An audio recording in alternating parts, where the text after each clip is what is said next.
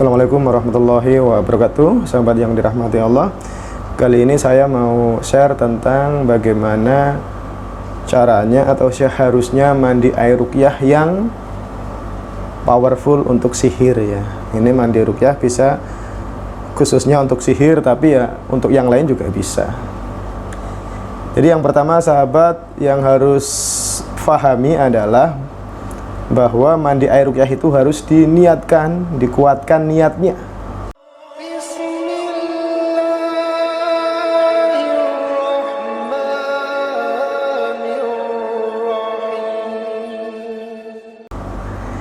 Dan faktor-faktor yang membuat mandi air ruqyah itu powerful, yang pertama adalah tentang airnya. Nah, sahabat harus menonton video saya tentang cara membuat air ruqyah untuk sihir dan gangguan jin. Jadi artinya air ruqyah ini, air ruqyah yang sudah sahabat buat ini harus dibacakan dengan sebanyak-banyaknya ayat ruqyah. Khususnya ayat ruqyah untuk sihir. Sahabat bisa membacakan ayat ruqyah untuk 45 jenis sihir yang ditulis oleh Syekh bin Halimah. Jadi ayat ruqyah ini dibacakan ayat Qul ya al-falaq an-nas, ayat ruqyah universal, dan juga ayat ruqyah untuk 45 jenis sihir. Itu supaya lebih powerful.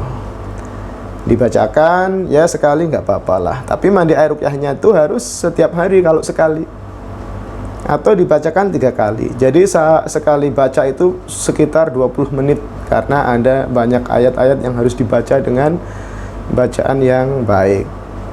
Sahabat yang dirahmati Allah, setelah air ruqyah ini sudah jadi, air ruqyah yang sekiranya bisa menghancurkan sihirnya, sekiranya bisa menghancurkan buhul sihirnya, maka kemudian teman-teman siap-siap untuk mandi air ruqyah. Dikhususkan niatnya seperti niat mau sholat. Kalau dibahasakan dengan kata-kata, kalau sholat kan misalnya usolli fardhal asri. Ya kalau mandi air ruqyah ya niat saya mau mandi air ruqyah untuk menghancurkan buhul sihir. Yang berikutnya adalah sahabat harus membayangkan seolah-olah Anda adalah buhul sihirnya.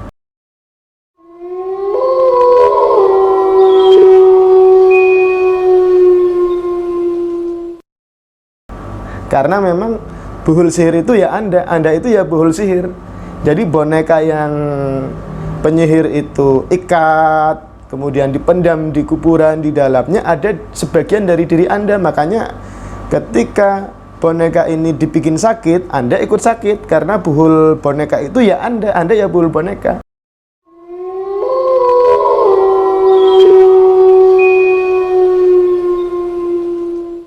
Artinya mandi air ruqyah untuk sihir itu diniatkan untuk menghancurkan buhul yang ada di tubuh Anda. Bisa dipahami ya? Anda adalah buhul sihir adalah Anda. Ketika Anda mandi, artinya Anda meniatkan untuk menyiram buhul sihir atau untuk menyiram boneka sihir yang direfleksikan pada tubuh Anda. Kemudian Anda siap-siap untuk mandi air ruqyah. Oh iya, saya lupa. Sahabat bisa melakukan juga seperti yang Syekh bin Halimah lakukan, yaitu misalnya membaca itu terlalu lama karena 25 menit, apalagi bagi teman-teman yang bacaannya kurang bisa membaca Al-Quran, ya bisa dengan audio. Bisa di searching di YouTube, ada ayat ruqyah untuk 45 jenis sihir. Atau saya sudah lampirkan di deskripsi tentang file ayat ruqyah untuk 45 jenis sihir, itu bisa di print. Syekh bin Halimah melakukan seperti itu. Jadi di print, setelah itu print-printan itu dimasukkan di air, dalam air seember misalnya segini ya, atau lebih banyak lagi seharusnya, dimasukkan di dalam air seembernya sampai kertasnya larut.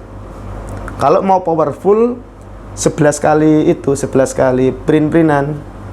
Jadi artinya ada 11 prin-prinan yang dilarutkan di dalam air seember. Nah, ini insya Allah airnya sudah powerful untuk menghancurkan buhul sihir yang ada di tubuh Anda. Baik sahabat yang dirahmati Allah, kita mulai. Yang pertama adalah niat. Saya niat untuk mandi air ruqyah, misalnya begitu. Bismillahirrahmanirrahim. Saya niat untuk mandi air ruqyah, menghancurkan buhul sihir, menghancurkan sihirnya, untuk mengeluarkan jin-jinnya yang ada di buhul tersebut, yang ada di dalam tubuh kami. Bismillah, la haula wala quwata illa billah.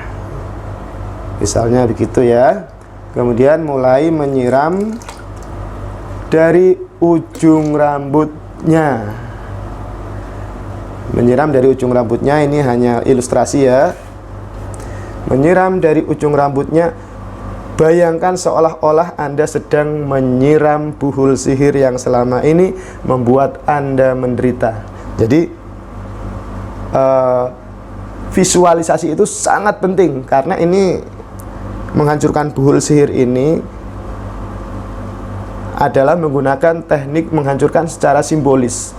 Sihirnya dilancarkan secara simbolis, maka menghancurkan juga dengan cara simbolis. Artinya membayangkan bahwa diri Anda itu buhul, itu sangat-sangat penting.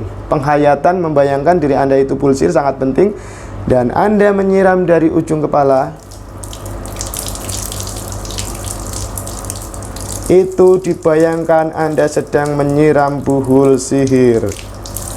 Ulangi lagi 3 kali. Siram dari ujung kepala sampai ujung kaki. Siram ujung kepala sampai ujung kaki. Kemudian darah-darah mana yang sakit, yang selama ini mengganggu kegiatan dan aktivitas Anda. Misalnya pundak sakit, maka pundak disiram. Bismillah, Allahu Akbar. Bismillahilladzi la yadurru ma'asmihi syai'un fil ardi wala fis sama'i wa huwas sami'un alim. Pundaknya disiram-siram sambil sambil dipijit-pijit, sambil disiram air ruqyah. Bismillahilladzi la yadurru ma'asmihi syai'un fil ardi wala fis sama'i wa huwas sami'ul alim. Darah mana lagi yang sakit? Misalnya wajahnya sakit, atau wajahnya gatal, atau wajahnya sesuatu berat, maka wajahnya disiram atau cuci muka. Lehernya sakit, maka lehernya disiram sambil diusap-usap.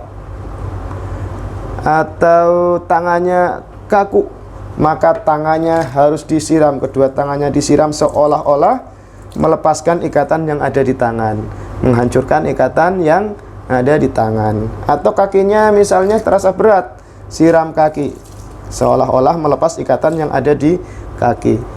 Kalau misalnya darah perut, pinggang dan lain sebagainya, maka siram sambil meniatkan dan kuatkan niatnya untuk melepaskan yang ada di pinggang dan yang ada di perut.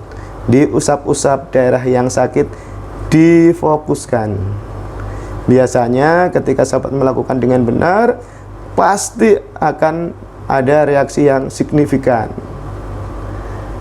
Siram lagi sampai airnya habis, benar-benar dengan niat, dengan penghayatan, seperti kita sedang mengguyur buhul sihir, mengguyur hewan-hewan sihir yang ada di dalam tubuh kita, belatung, cacing, dan lain sebagainya. Sebagian minum nggak apa-apa lah, untuk menghancurkan sihir yang ada di dalam perut, untuk melepaskan paku, kawat, lilitan rambut, dan lain sebagainya. Bayangkan seperti itu, untuk membuang kotoran-kotoran yang ada di tubuh yang sering mimpi kotoran, atau untuk mengguyur tubuh supaya aura negatifnya hilang atau lepas.